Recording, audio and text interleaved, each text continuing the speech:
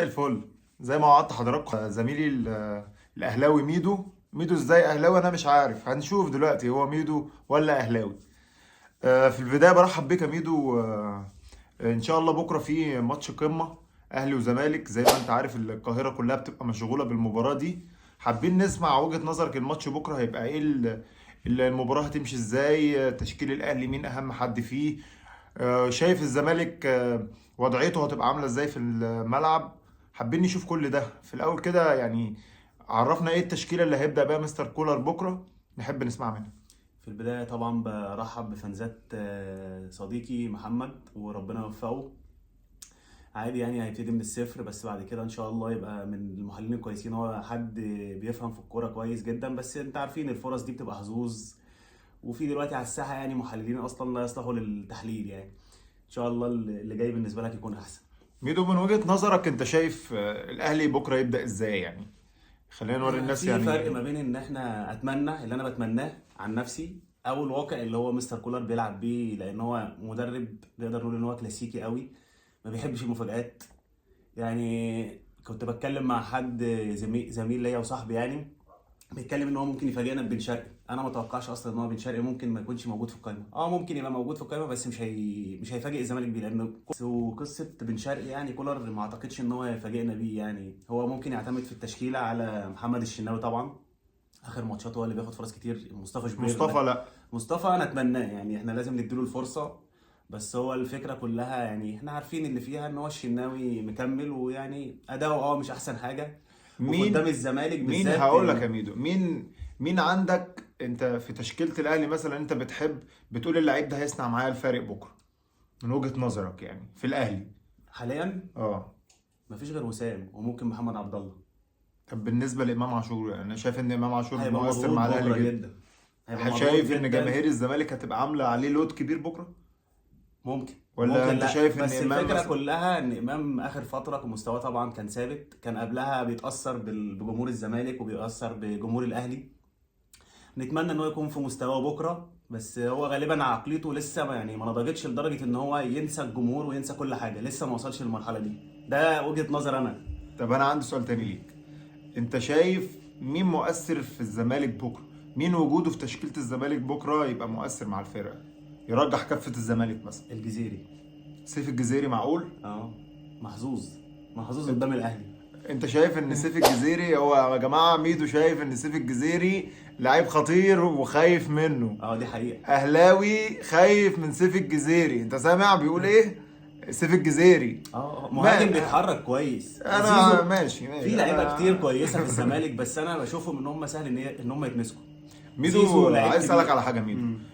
ايه رايك في دور عبد الله السعيد مع الزمالك؟ انت بتشوف عبد الله السعيد ازاي؟ بس يعني عبد الراجل الله عنده 40 سنه و... ولسه قادر يقدم كل الكره الحلوه دي. عشان عبد عبد الله الله فارق. بكره، عبد الله بكره هيبقى ليه دور، هيبقى ليه دور مهم بكره مع الزمالك؟ ولا انت شايف ان قوة وسط الملعب بتاع الاهلي هيقلل من قدرات عبد الله السعيد؟ لا، هو عبد الله فارق مع الزمالك بسبب الكواليتي بتاعت لعيبه الزمالك ان هي مش احسن حاجه. يعني ممكن محمد شحاته هو اللي يبقى كويس في نص الملعب دلوقتي حاليا في الزمالك. مفيش لاعب نص ملعب في الزمالك كويس وبيأدي دور مثلا احمد حمدي، دور ناصر ماهر. مظبوط. عبد الله ده اللي موجود بالخبره، بالتعامل. ما بيتاثرش بضغوطات، لان هو لعب اهلي وزمالك واسماعيلي منتخب مصر. لعب تحت ضغوطات كبيره. فهو بيلعب السهل الممتنع كده زي ما بيقولوا، اللي هو بيلعب بمزاج روقان، حاجات من ايام بقى ابو تريكه ووليد صلاح الدين حازم امام. الناس دي عشان كده هو ما بيفرقش معاه مين اللي موجود في الملعب، ايا كان الخصم مين هو. طيب ميدو، انت شايف يعني في حالة مثلا انت الزمالك ممكن يفاجئك بكرة؟ انت شايف ان ممكن الزمالك يقدم مفاجأة؟ حالة الثقة الكبيرة اللي عند جماهير الاهلي، يعني انا بقى بمشي في الشارع دلوقتي، هنديكوا خمسة وهتبص حفلة زي ما ماتش السوبر الافريقي قال لك هنديك ستة وخمسة. طبعا معظم جماهير الاهلي ما بتحبش تتكلم في الموضوع ده، انت شايف الموضوع ده ازاي طيب؟ انا شايف يعني وجهة نظري انا شايفها من ناحية تانية خالص. انا شايف ان كولر مرحلة وانتهت في الاهلي زي موسيماني بالظبط.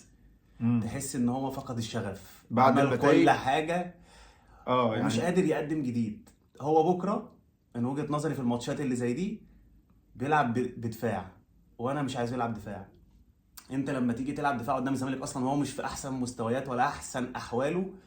هو الزمالك هيهاجمك، عنده احمد سيد زيزو ما بيكونش في احسن حالاته بس يقدر يصنع الفرق في اي لحظه. فمشكله كولر ان هو هيبدا مدافع، وده اللي انا متوقعه من اخر ماتشات. ميدو، انا كنت اتكلمت من يومين في حلقه سابقه، كنت اتكلمت ان الزمالك مش هينفع يهاجم الاهلي ويفتح خطوطه قدام الاهلي، ولازم نلعب بتحفظ ونخنق اللعب على الاهلي في نص الملعب. انا من وجهه نظري شايف ان الطريقه دي كان انسب طريقه ان اواجه بيها الاهلي. وقلت كمان ان الدقيقه 80 لو عدت على الاهلي والاهلي كمان ما سجلش جوان، الزمالك يقدر يسجل ويفوز. ايه رايك؟ هي الفكره كلها ان الزمالك مفيش حاجه عنده يبكي عليها، هو كده كده يعني احوال في النادي مش احسن حاجه، احوال الفريق مش احسن حاجه، اصابات. مظبوط. فالفكره كلها ان هو الزمالك حتى لو لعب دفاع هو عنده اللي يصنع الفارق. مشكله مظبوط. لعيبه الاهلي ان لو ما لقيتش حد بيدبدب وراها على الخط بره، زي حسين الشحات ده مثلا اخر شهرين ما كانش موجود. اول ما الاهلي عمل تعاقدات وتعاقد مع بن شرقي وتعاقد مع جراديشار، تاني ماتش نزل جاب جونين واللي هو بقى كابتن ماجد في نفسه. لا، جراديشار بتاعكوا ده بصراحه ميدو، انا شايفه لعيب محظوظ. هاي. جراديشار ده الكره بتجيله قدام ال 18 ب 2 متر يسجل. انا من رايي كانوا رجعوا محمد شريف احسن، نفس ستايل لعب جراديشار بالظبط.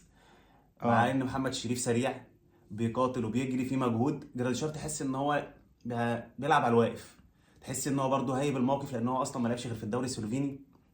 الدوري السلوفيني بالنسبه لنا اصلا يعني اللي هو مش هنقول كلام يعني ما سمعناش عنه قبل كده كتير، يعني ما فيهوش كوره مثلا زي الدنماركي زي البلجيكي، ما فيهوش الحاجات دي كلها. هو اصلا في ماتش بيراميدز نازل اصلا على الخط خايف. طب يعني انت شايف يا ميدو ماتش بكره الاهلي هيبدا معانا ازاي؟ هيبدا مع الزمالك ازاي؟ بص، ما انا زي ما قلت لك في هيبدا البدايه، مهاجم لا هيبقى في تحفظ ولا في الوضع؟ البدايه يعني ايه هتبقى من وجهه نظر كولر هو عايز يعمل ايه. لو هيلعب مدافع هيبقى الشناوي، رامي، العش، او انا اتمنى اشرف داري، تمام، وهيبقى احمد حسن كوكا، مش هيبقى كريم الدبيس لان كريم الدبيس اصلا عنده مشاكل دفاعيه زي علي معلول. الناحيه اليمين هي مكتوبه باسم هاني، بس هو هيلعب بهاني لسبب لان اكرم هينزل نص الملعب، هو مش هيخاطر باحمد رضا اللي هو لعب الماتش اللي فات وبيلعب ماتش عادي. لا، انا فهو بالنسبه بتكلم، له انا اقصد بتكلم على الطريقه، مش بتكلم احنا على بنتكلم افراد. التشكيله مش هي بتكلم على افراد، انا لا، هو بتكلم يلعب دفاعي، الطريقه. ما هو الدفاعي انت شايف دايما ان كولر بكره هيدافع هيدافع قدام الزمالك؟ مش دفاع اللي هو زون ديفense بقى والكلام ده كله، لا هو هيلاعب اللعيبه اللي عندها القدرات الدفاعيه اكتر من الهجوميه. طب انا هقول لك على حاجه، كولر بكره هينزل ضغط الزمالك في كل حته. لا، هو وسام اللي هيفرق مع الاهلي بكره، لان وسام هو اخر ماتش نزله اخر تلت ساعه ولا اخر نص ساعه عشان يحضروا الماتش. طب لو كان هيفاجئ الزمالك باشرف بن شرقي كان عمل معاه كده الماتش اللي فات. انا شايف ان اشرف بن شرقي اصابته ما تستدعيش ان هو يفضل قاعد الفتره دي كلها من غير ما يدخل سكور، لان حاجات عاديه جدا. ميدو، قبل ما اختم معاك، انت شايف بكره النتيجه هتبقى عامله ازاي؟ ما دي برضو زي ما قلت لك في البدايه ان هي هتتوقف على طريقه لعب يعني كولر انت وطريقه لعب بتتوقع؟ بيسيرو برضو احنا ما اتكلمناش على بيسيرو بالنسبه لي برضو احنا يعني ما جربنا، يعني ما قعدش كتير مع الاهلي، هم حوالي 12 ماتش، كسب 8 ماتشات وتعادل ماتشين او وخسر 3 يعني في الرينج ده. فهي الفكره كلها زي ما قلت لك الزمالك بكره هينزل مش باقي على حاجه، هو عايز يكسب عشان يفضل موجود في المنافسه، مظبوط، يبدا ينافس. مظبوط. ويبقى فيه ان هو يبقى عنده امل واللعيبه بتاعته تكسب الثقه من اول وجديد. احنا نتمنى طبعا ان الزمالك يبقى فيه ثقه ويرجع تاني يشارك في بطوله افريقيا مش الكونفدراليه، لان ده مكانه الطبيعي مش بيراميدز. حاجه الفيديو ده يا جماعه يوصل لاكبر عدد من المتابعين. عايزين لايك وشير، واللي بيتابعنا على اليوتيوب يا ريت يعمل سكرايب. اتشرفت بوجود ميدو معايا النهارده، الحلقه بصراحه انا اتبسطت بيها جدا، وان شاء الله يبقى معايا في حلقات تانية كتير. والحمد لله، وربنا يكرم بكره والزمالك يفوز. انا حبيت اقول لكم كده، مش هينفع اقول قدام الراجل هنكسبكم، فان شاء الله الزمالك بكره يفوز او على الاقل ما يخسرش. سلام.